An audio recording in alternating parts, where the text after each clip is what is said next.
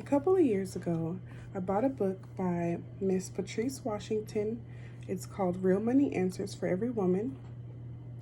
And in this book, she had us conduct an exercise and really ask ourselves how we think about money. That's on a daily basis. She also had us look back at how money was handled in our households and how our parents or elders um, thought about money. And it really made me realize that money seemed to be a conflict in my life as a child.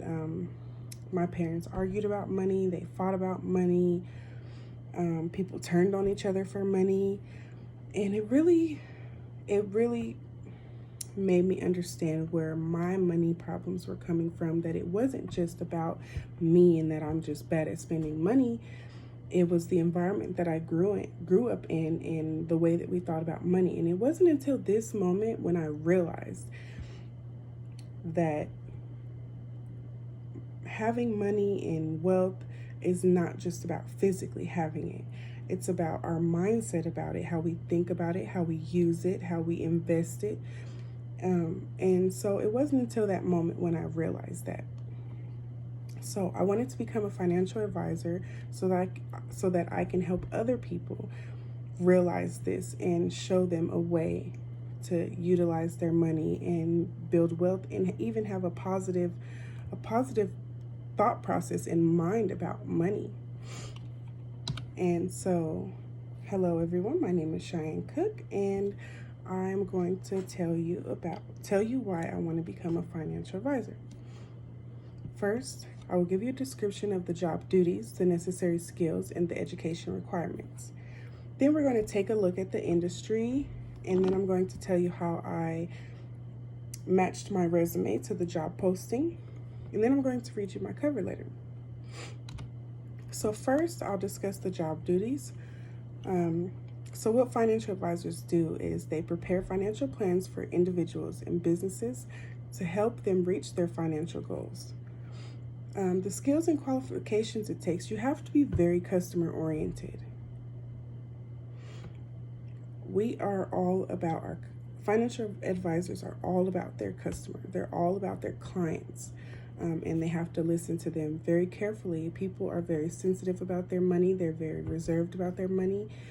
And you want to make them feel comfortable, and you want to make them feel like they can trust you. And regardless of the emotions that arise out of them, you want to remain calm and remain empathetic. And that way you can build that trust. And as far as education, it is required that you have a bachelor's degree in finance or some other related field. They would also like you to have a little experience in the field. And then next, we will look at the industry outlook. So according to the Bureau of Labor Statistics, over 1 million job openings are expected for financial specialists. There actually has been a 27% increase from 2012 to now. So that just gives you an idea of how much this industry grows. And then next, I want to compare my resume to the job posting. So in my resume, I used a lot of action verbs. I used words like examined, performed, utilized, not just like, oh, I did this, I did that. I made sure that I used these action verbs so that it could stand out. And they make a very big difference. I also matched my key skills to the key skills that they were looking for. So for instance, I listed that I am customer oriented, I am a good listener, I am self-motivated, I'm a self-starter, I can work individually or in a group. And these were the things that they were looking for in a candidate. I also use quantified information. So I worked at a bank for a short period of time, about a year. And so I made sure to include in my resume the new accounts that I may have opened, or the things that I cross-sold. So customers would have issues with their account, or they wanted to be able to do something faster or quicker or more conveniently. And so I would cross-sell our products to the guests. I wouldn't just push it at them. So that's very important, that you can match what the guest or the customer is looking for with what you have. And so I made sure to include that in there. I also used keywords that were listed in the job post. So if they said they wanted a certain thing out of a candidate, or they used certain words to describe the candidate that they were looking for, I included that in my resume. As well as, yes, that was good. So first I gave you a description of the job duties, some skills and qualifications, and the education requirements. Then I gave you a broad idea of how the industry would look in the future and the type of opportunities that would be available.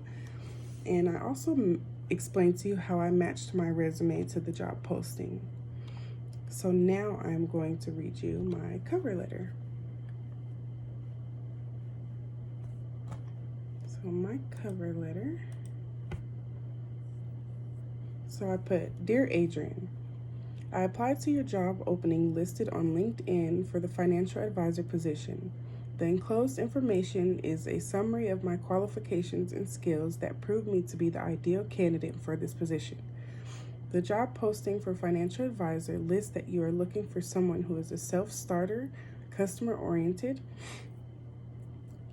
and because of my past and current experiences in customer service, my ability to empathize and suggest related products to clients is outstanding. A recent job I had in banking allowed me to strengthen and cross-sell more than 20 products and 10 new accounts in a 6-month time frame. Intensive close attention to detail has saved many of my customers from identity fraud. Problem solving and independence is my strong suit. My coursework in business legalities and communication is strengthening. After examining the enclosed resume and cover letter for my suited qualifications, I am happy to answer any further questions. I can be reached at 720-629-5331 to arrange an interview. Yep, and so thank you everyone for listening. And this is my reasons for why I want to be a financial advisor. Thank you.